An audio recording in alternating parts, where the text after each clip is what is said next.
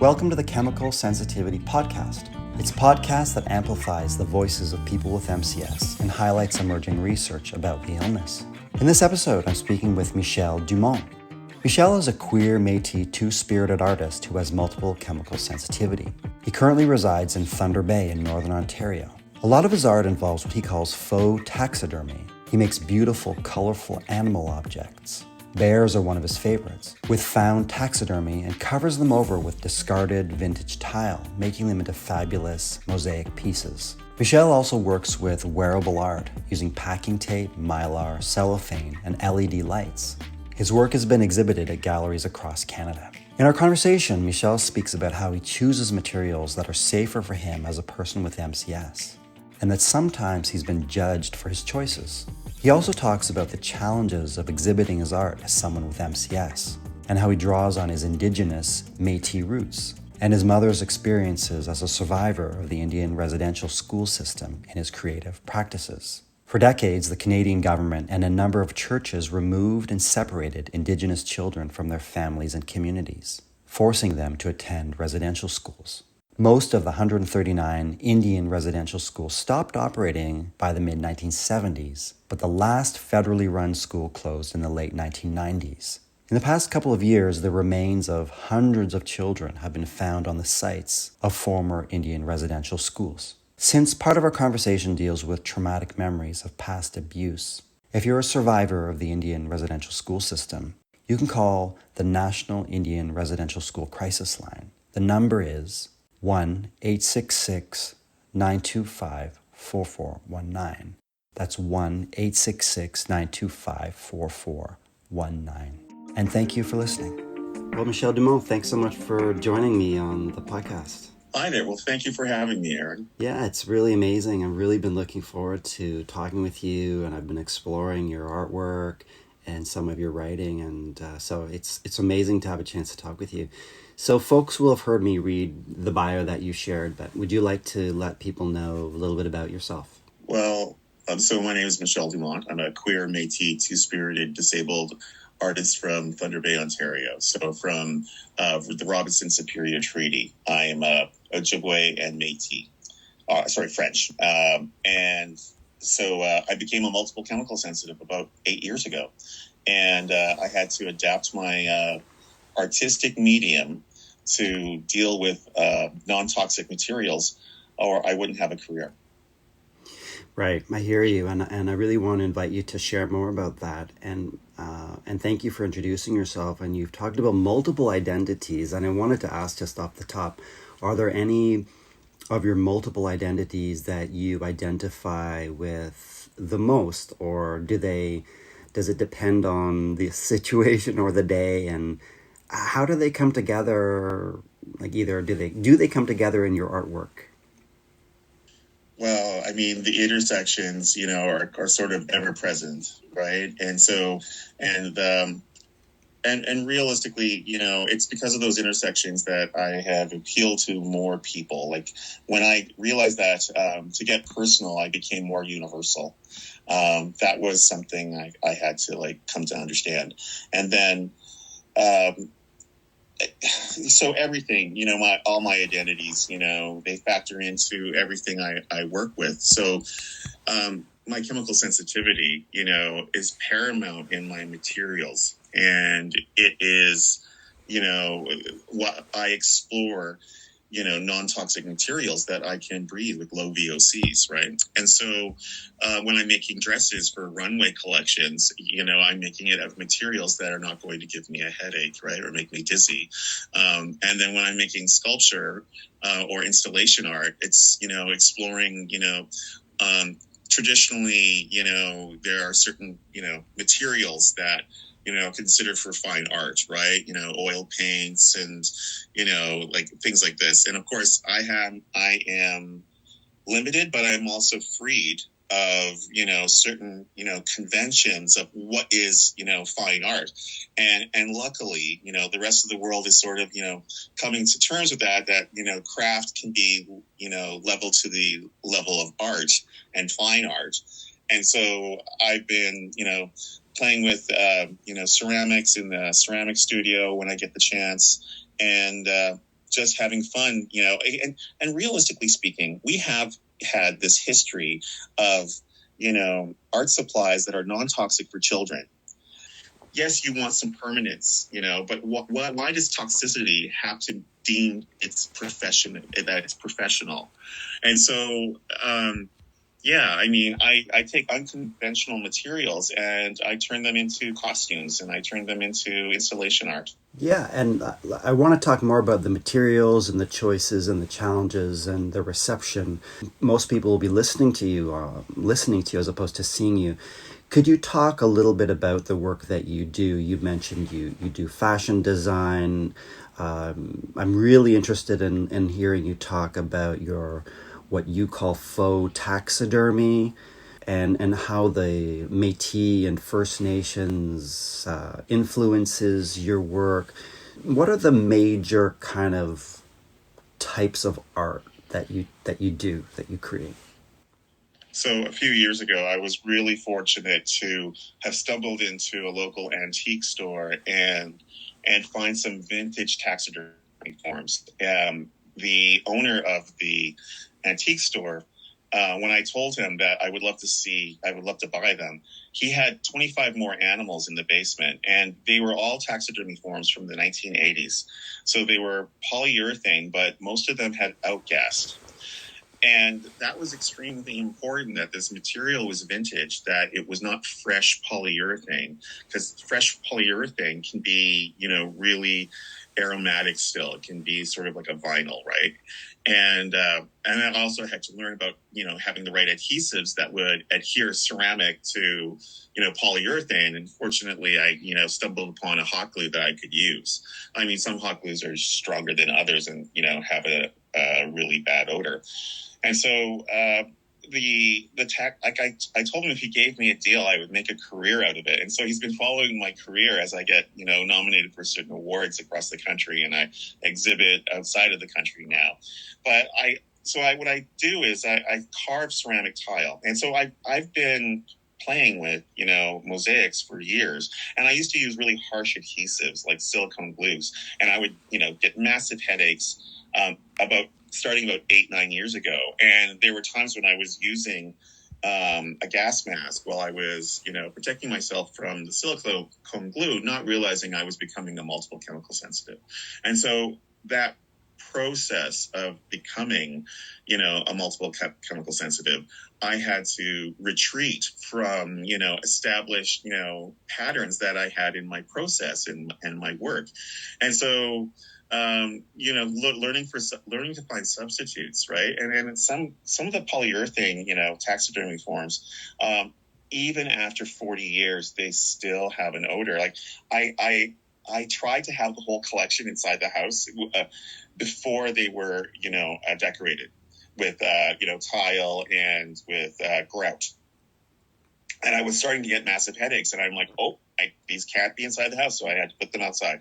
And it was trial and error if I brought one or two into the house that I could work on, and I could tolerate, their presence. But then I found that certain some polyurethanes, or the foams, were still supple, and they were still very odorific.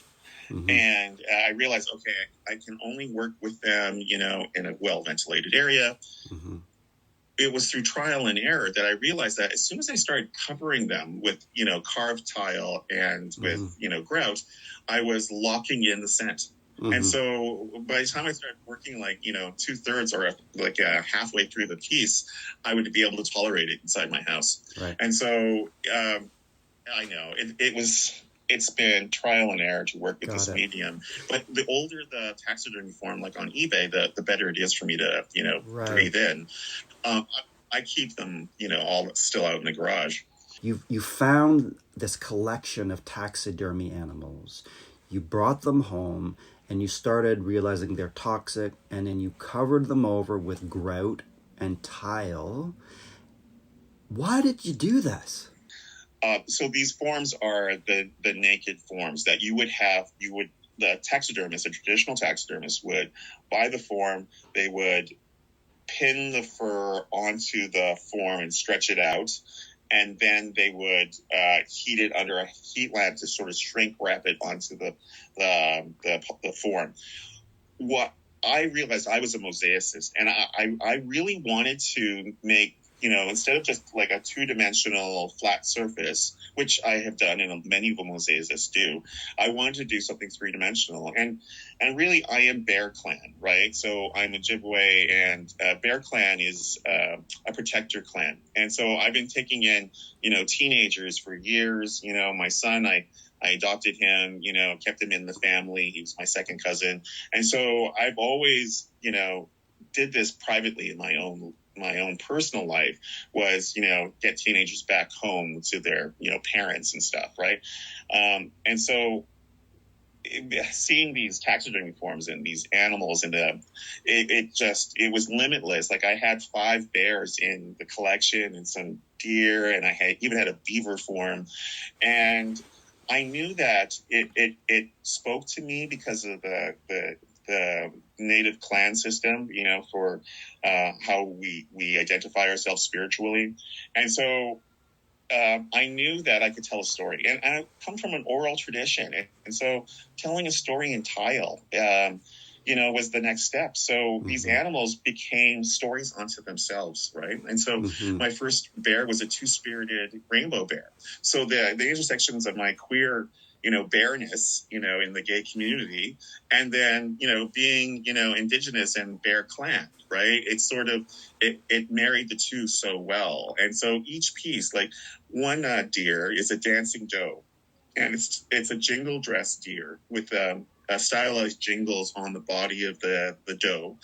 And it's to honor the women in my family who could never wear a jingle dress, that was stripped to them.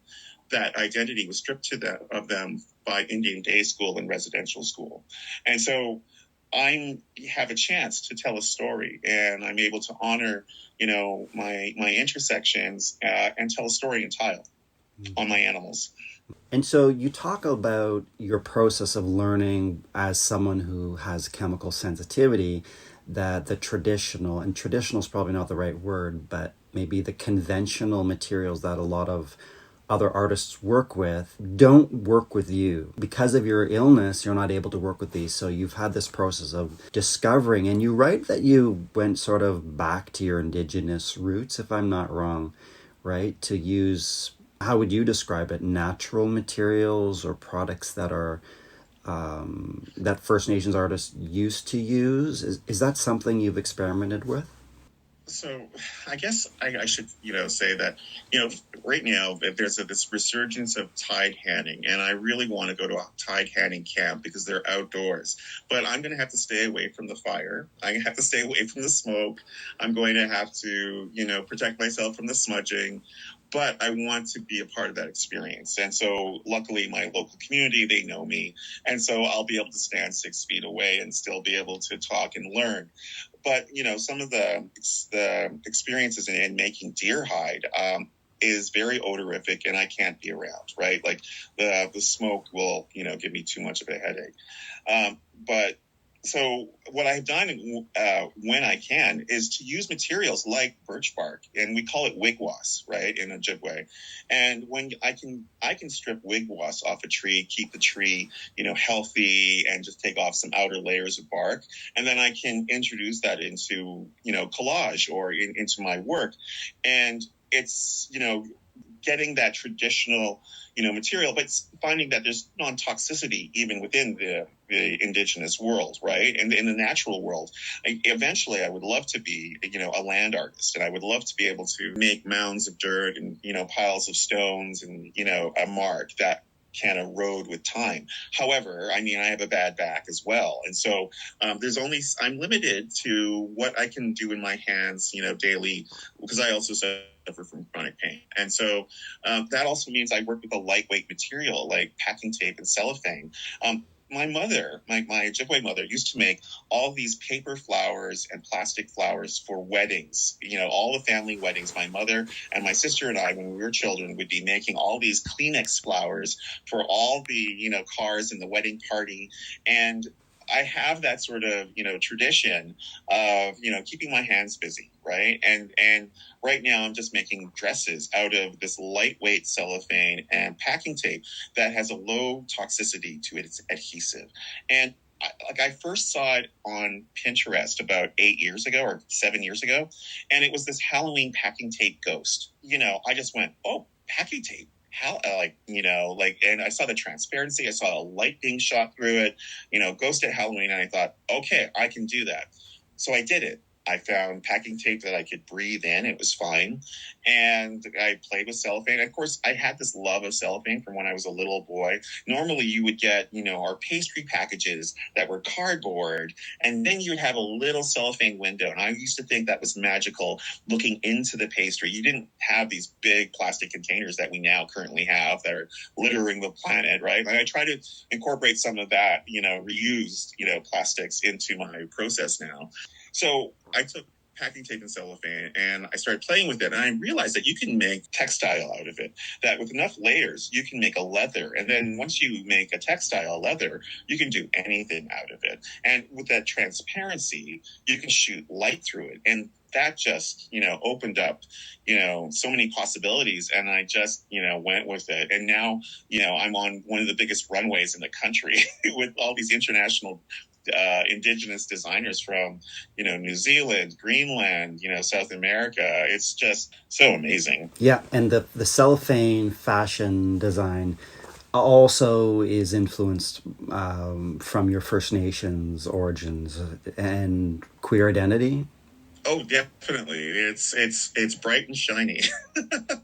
But then I've also played with making Ojibwe flower prints, right? Like the woodland flower print petals. And I've used reflective paper that had, millions of glass beads on top of it. And then I put a cellophane, layer on top of it to make it flash different colors.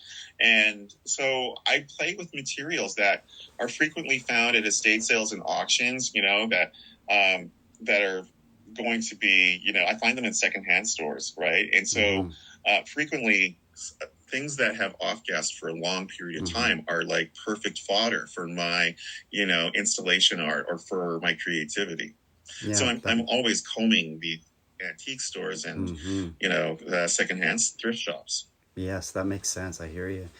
And, I wonder if, because you're quite vocal about your experiences with chemical sensitivity, is that something that you're intentional about? Is your intention to counter ableism? And you told me in an earlier discussion, if you admire my artwork, you can't divorce that from my disability. Or maybe you wrote that, I'm not sure. So how do you view those things? There was sort of a attitude to, dismiss, my disability and just focus on the art. And I, found that very grating because my artwork is informed by my disability. You can't, have one without the other. I frequently discuss, and I'm very public about, my trials and tribulations in traveling. I mean, traveling with MCS, there's so many people who have MCS who refuse to, travel because trying to find safe harbor in other cities is extremely difficult, as you well know, I'm sure. You're sought after. Galleries want to exhibit your work. You're being invited all over the place. And yet I'm hearing you saying that that's actually pretty challenging for you with MCS, right? To travel, to get on a plane, to find hotels. And I can just imagine opening reception, being in a crowded space with all the fragrances. Must be really challenging. I'm lucky that art galleries are big open spaces. That helps. When rooms are really small and then when there's a lot of perfume on an opening night, yes, that's difficult. So, I've had various experiences, right? Most of the places I go to, they'll inform me if there's going to be smudging, then I can just step out, wait for it to happen, and then come back, 5-10 minutes later. Michel, you talked about, having to adapt the materials you work with to make it safe for yourself. You also have written about that you've encountered some judgment from galleries critics, other artists, the public. What kind of judgment have you faced, and how have you dealt with that? I think a disability can sometimes be weaponized against you. And so if you say you have, you need these accommodations and you have these, difficulties, there are times when, gallerists and curators can say, well, we can have someone else step in your shoes, right? And so there's always that fear. I had one curator, tell me that I should probably just leave the event, because of the smudging. And I just said, no, I need to, just step out for 5-10 minutes. And then when it's done, I can come back in. There are times when commerce meets art, and commerce can sometimes trump, the artist. Right. I mean, there are times when accommodation is merely lip service, and there are times when galleries really want to try. But then you have to educate, what does accommodation for someone who has MCS really mean, right? It means a safe accommodation. It means a safety plan. Like if I get a toxic exposure, all of a sudden, I need to know where the exits are so I can get some fresh air, right? And so there are things that galleries can do better, right? Right. And it's also, the talking about the products, right? Like when people evaluate your work or judge your work, I think you've noted, can sometimes be viewed as lesser value or less prestigious, less worthy of being displayed because, did you say that they think you're using children's materials? Realistically speaking, that's an older group of curators and gallerists in this country who still have this, sort of antiquated idea of what fine art is, sculpture, painting, drawing. There's that's it. Thankfully, there's a younger breed of curator who understands multimedia, who understands fine art. Disability arts, I have to say, has come a long way in our country. More curators are getting educated about disability art. And so when you're evaluating, a person's work who, say, came out of an institution and they work with non-traditional materials. They work with the materials that were brought to them to the hospital or whatever it was. Then you get this fantastic,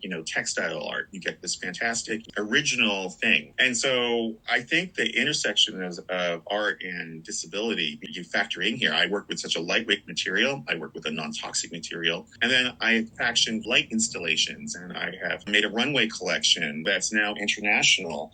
And so it's wonderful to be embraced, and hopefully just it'll happen more and more often that we open our minds up to what is beautiful. And safe, right? And safe for more people. That's good to Yes. hear. And so I wanted to ask you, going back to when your early days as an artist, did you always have an interest in the connection between your creative expression and the environment? I was discovered on your Instagram, you write about standing on the beach, your first art show where you were making a statement about medical waste showing up on New York State beaches. Do you want to talk a little bit about that? Have you always had an interest in the environment, and even before you had MCS?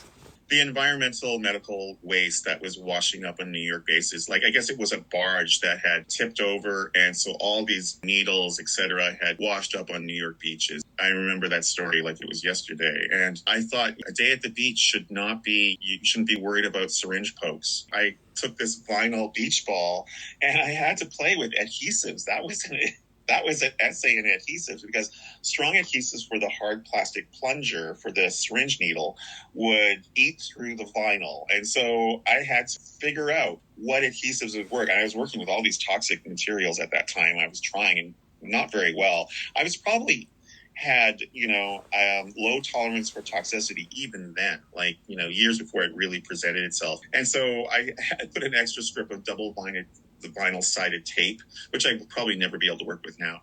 And then and then I glued some contact cement or something onto each, double-sided vinyl tape, because the glues were eating through the vinyl. So I made them like a porcupine with these ridges of needles, sticking out of the ball. There was some question of whether or not it was safe enough to have. So I didn't put the syringes on. I just put the plungers onto the ball. These were from a veterinarian clinic. And I told people it's only going to be dangerous to your dogs or your cats. And so, but I guess I have been interested in the environment, as you put it. It's, we have to live here. And I worked with a plastics residency in Banff just this last summer, and it was a virtual residency with scientists from around the world and artists. And it was eye-opening. I learned about plastic nurdles, in the lower Great Lakes from a scientist who was studying it. And then, levels of, microplastics, et cetera. And so I live on Lake Superior, which is one of the cleanest lakes, but we do have one nurdle site on the whole lake. And that's from a train car that went into the lake. And there's still, 10 years later, you can still find the plastic nurdles, which are dangerous to sea animals, et cetera. So I'm learning to, and the thing is with artists, we can't avoid certain materials like paints behind me. They're toxic. The thing is, we can't avoid it. However, we can treat our materials like precious materials, right? And so we can reuse, we can recycle. I'm learning to incorporate, but I always have done this. I've always have reused previous costumes and used the components to build another costume. And then what I'm really doing is taking a single-use plastic and I'm reusing it again and again, right? So my performers, wear their outfits again and again. But I'm also learning not to treat it with like a precious material, that I'm not going to waste it. And as artists, we have to be cognizant of our material and its place in, the future. Like, is it going to be on the planet forever? I wanted just to circle back to an art project that you made in which you made MCS really visible to the public, right?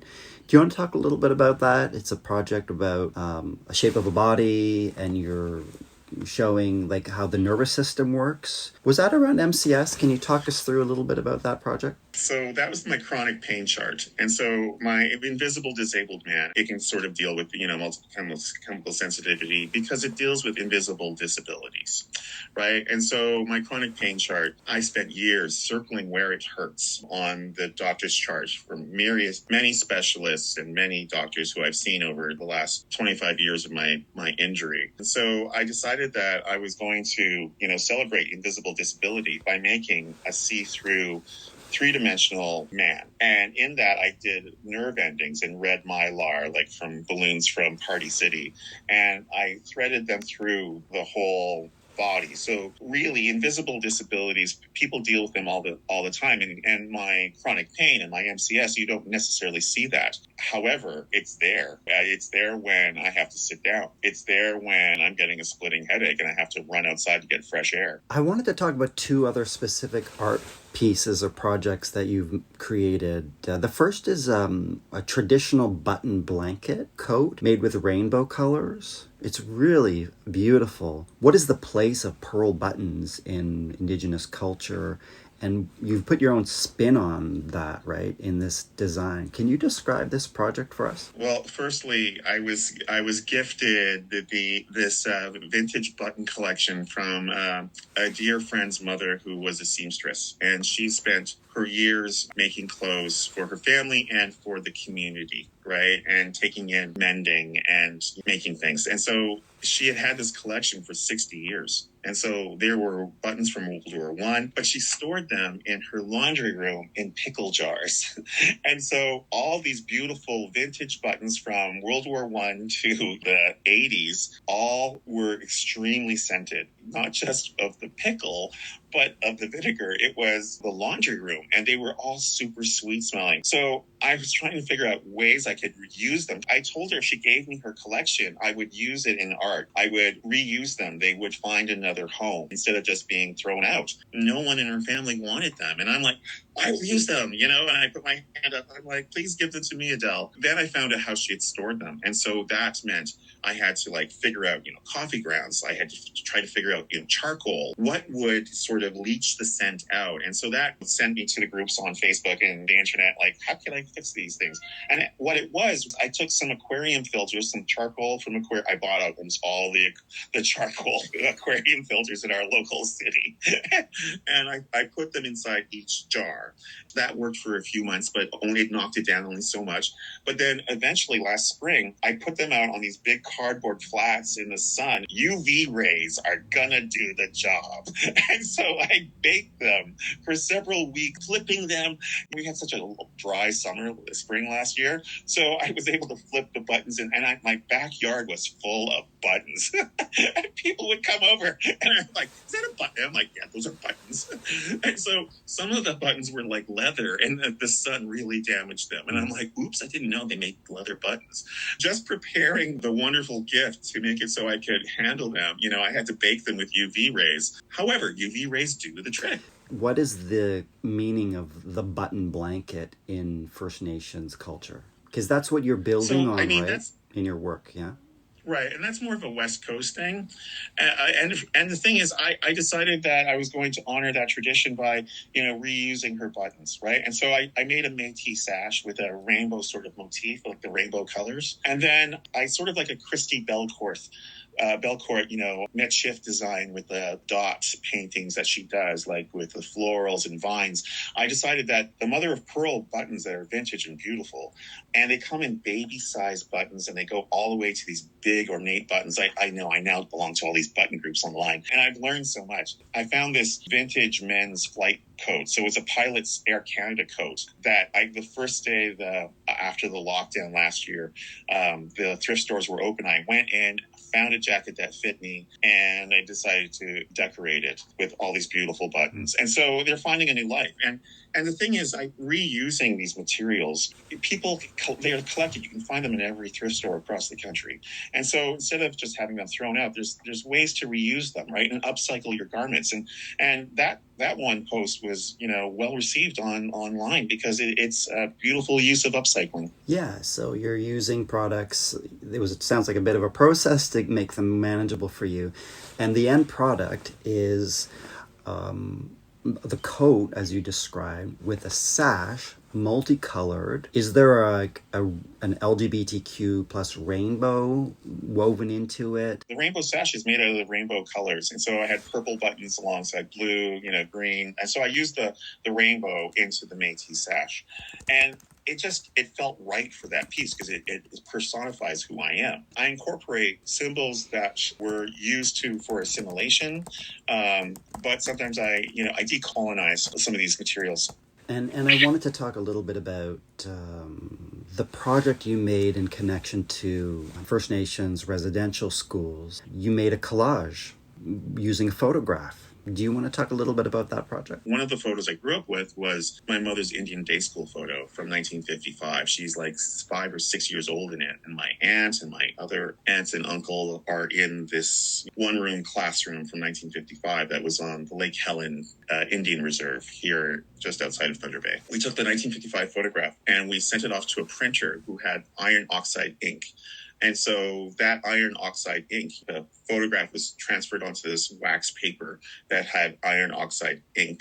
And then I rolled out porcelain clay, made it into tile. We pre-baked it. And then we took the decal. I wiped it onto the ceramic tile pieces.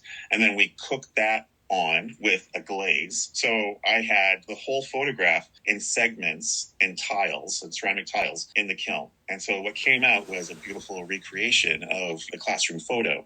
And in the classroom photo, sadly, all their hair is cut off. There's no one smiling. The process of killing the Indian and the child was at place in these schools, in the day schools and the residential schools. That is why I speak really good English. My mother beat English into my sister and I, something she learned at school. That English was paramount, that we couldn't sound Ojibwe like she spoke. We couldn't, and she barely tolerated French. That legacy of intergenerational trauma, I really wanted to explore. I was given the opportunity just before the pandemic to have a performance and break that tile. And then to read out the names. What I chose to do was read out the names of each children because I still have these connections to the families in that photograph because I come from a small town and I knew these people's families. And I talked to the elders who were in this school with my mother, and they gave me all the names of everyone. I then read out the names as I struck a hammer and broke each tile. During the pandemic, I had the time and the peace and place to be able to heal the tile and put it back together with the Japanese art of kintsugi and take a gold adhesive. And finding gold adhesive, that took months to find a non-toxic gold adhesive that I could work. And so I used a gold pigment with Mod Podge because it's a white glue. It worked. It did the trick. It doesn't, it was already adhered with hot glue, like all the pieces put back together. And really, what I needed to show was the beauty in the broken, that these families still transmitted culture despite of what had happened to them, that they transmitted what they could. And so there's a certain degree of resiliency. When I put that photo on Facebook after my mother had passed, several descendants of that school system recognized their family members, their mothers or their grandfathers in that image. It was fascinating. One of the local artists here, she's a remarkable artist. Her name's Cree Stevens. She's from my mother's reserve. Her father was sitting behind my mother in the classroom photo. She told me she had previously never seen a childhood photo of her father before the age of 22. And so it was a gift to see her father as a child. The comments, some of them were very bittersweet because the grandchildren and children knew of the abuse that happened. They understood intergenerational trauma. What my sister and I had experienced with our mother was not isolated. That was a kind of a healing, thing to be able to understand we're not alone, that, these are shared experiences. To become stronger and heal from it was they understood that what I was doing was, right. That piece, along with this summer in Kamloops and the discovery of, children's bodies being buried, unceremoniously in unmarked graves across the country. We're finding that in schoolyards now. I started making my regalia bear, which is a protector bear. And he was always going to be a protector bear. But then I realized last summer when I was coming to choose his coat that he needed to be orange and he needed to reflect the Every Child Matters movement. And so I had people pilgrimaging to my garage studio from all over the province to see the process as I was building it. And I was really honored that people felt comfortable in my open air garage to come and see my work. It's currently in Winnipeg, with my solo show, and it'll be in a Thunder Bay show this summer, which will be nice. And I wanted to just perhaps ask one more question. You talked about your photograph and collage work bringing people together around survivors of intergenerational trauma and the Indian residential school system. And I think I heard you say making people feel less alone. And I wanted to ask, Michel, in your own experiences as an artist with multiple chemical sensitivity, do you feel alone or do you feel connected to others? Because sometimes with invisible illness, we can feel alone, right? And you talked about some of the challenges you face of just making and showing it can be really tough. Do you feel alone or do you feel supported by others? Are there others in your artistic community who get it? We find a way, and I don't feel alone because of these internet groups that can be really great resources. I have an Austin Air filter, and it has saved my life and my career. It's helped me work, with more things in my life. And the thing is, I need to have materials. Like, there are some people with MCS who keep stripped of everything in their home because they have to limit everything. My air purifiers allow me to have more of a bit of a burden around because my materials, like I can even handle acrylic paint if it's sealed up really well, which, is surprising that I can do that because at one time I couldn't, but now with a good filter system in my house, I can tolerate certain mediums. Michel, thank you so much for sharing everything you've shared. I think a lot of artists probably come to a point if they have chemical sensitivity where they may question, is this something I can pursue? And I think some folks will probably benefit a lot hearing from you and just learning about how resourceful you've been, some of the things you do to make it work for you. And also we recognize that it's not easy. So I appreciate everything you do. And again, thanks so much for taking time to speak on the podcast. It was my pleasure, Aaron. Thank you so much for inviting me. I know what works for me doesn't necessarily mean it's universal for other people. It's trial and error, right? We learn as we go. One thing about the pandemic, it forced a lot of society to adapt and to understand disabilities. And I hope there's going to be more understanding about MCS in the future. That brings us to the end of this episode of the Chemical Sensitivity Podcast. And thank you very much to Michel Dumont for joining me. The podcast is produced by me, Aaron Goodman, and Danny Penaloza. To learn more about the podcast and to hear more episodes, please subscribe wherever you get your podcasts. Leave a review and follow the podcast on social media. Just search for the Chemical Sensitivity Podcast or Podcasting MCS. Get in touch. Email me at info@chemicalsensitivitypodcast.org. I'll definitely respond. And thanks so much for listening.